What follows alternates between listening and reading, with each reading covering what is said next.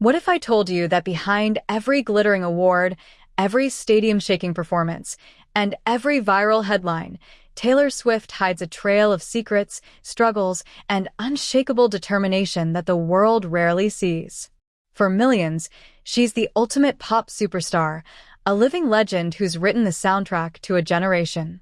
But behind that polished image lies a story of risks, reinvention, betrayal, heartbreak, and resilience that shaped her into the icon we know today. Taylor's journey isn't just about fame. It's about fighting for her voice, rewriting the rules of the music industry, and transforming from a small-town dreamer into a global force who dominates culture, conversation, and controversy alike. From the little girl with a notebook in Pennsylvania to the mastermind commanding billion-dollar tours, Taylor's story is filled with chapters that reveal just how human and how unstoppable she really is. Small-town dreams. Taylor Allison Swift wasn't born into the spotlight. She grew up in Wyoming, Pennsylvania, a place where dreams of stardom felt galaxies away. But even as a kid, Taylor was writing poems, playing guitar, and scribbling lyrics in her notebooks. While other kids her age were busy with cartoons, Taylor was chasing melodies, building the foundation for something much bigger. Her parents noticed early on that she wasn't like other children. She had a drive that seemed too big for her small town. They took her to Nashville, the heart of country music, where Taylor, just 11 years old, carried a demo CD and knocked on record label doors. Every single one turned her down. For most kids, rejection at that scale might have been the end of the dream. But for Taylor, it was fuel. She kept writing. She kept performing. And soon, that relentless determination would pay off. Breaking into Nashville. When Taylor was 14, her family made a life-altering decision. They moved to Hendersonville, Tennessee, just outside of Nashville. This wasn't just a change of address, it was a statement. The Swifts believed in Taylor's dream enough to uproot their lives and give her the shot she deserved. That move placed Taylor right in the heart of country music. But the industry wasn't exactly rolling out a red carpet for teenage girls with sparkly eyes and a guitar. She had to hustle. Performing at open mics, writing songs nonstop, and networking at every chance she got, Taylor quickly became a name people whispered about. The kind of kid you couldn't ignore. By 2006, her self-titled debut album hit the shelves.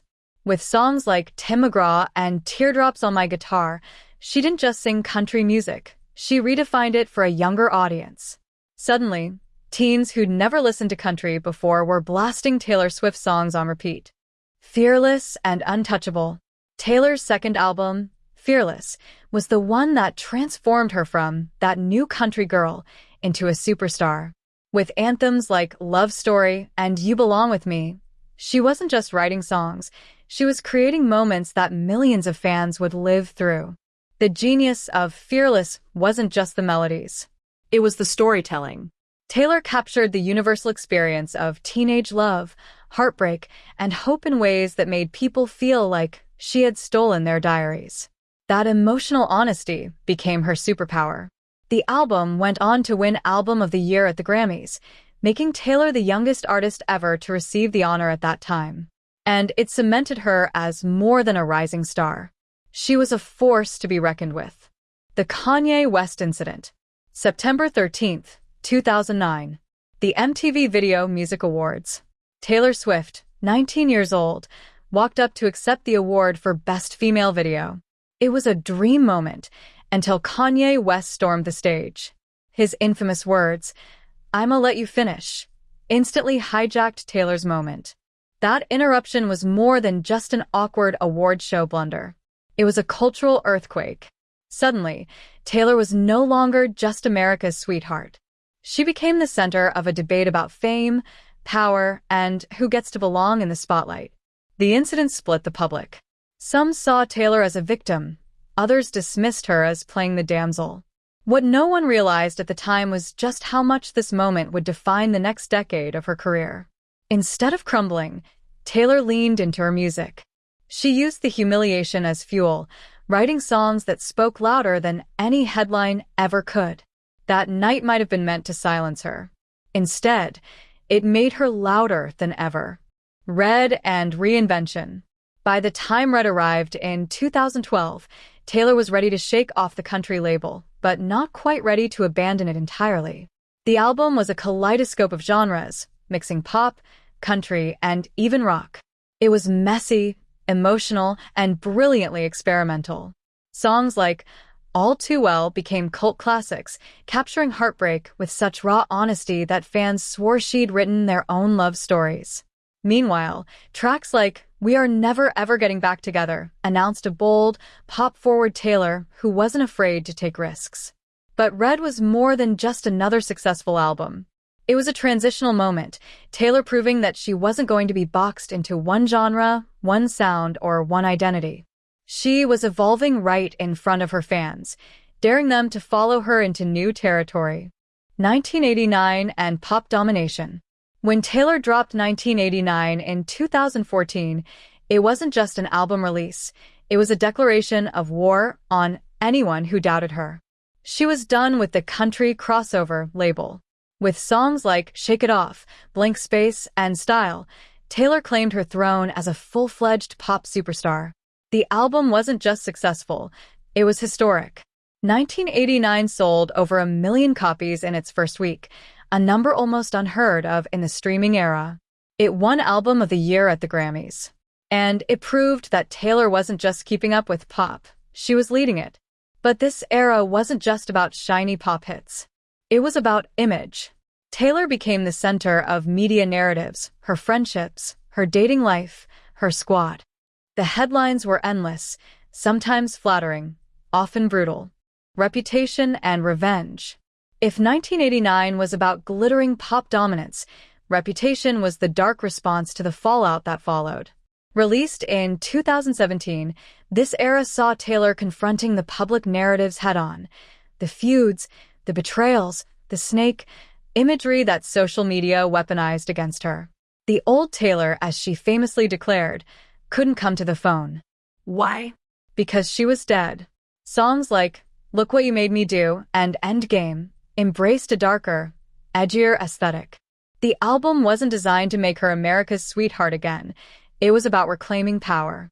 For once, she wasn't interested in playing the victim. She was here to remind everyone just how dangerous underestimating her could be.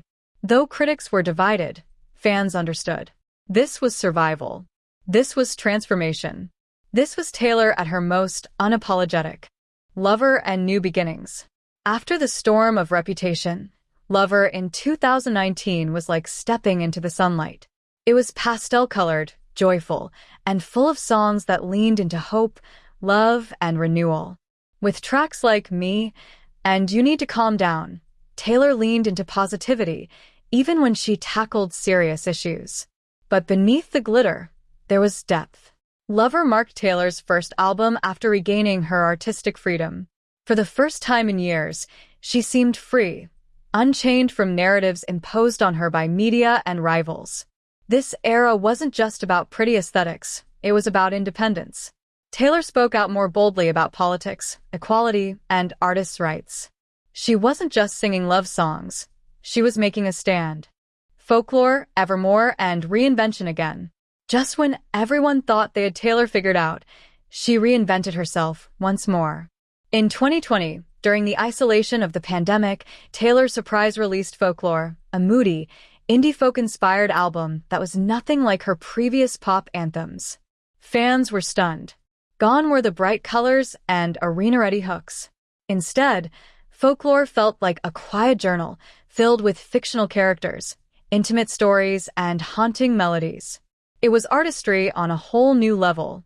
Then, just months later, she dropped Evermore, a sister album that expanded the universe she had created.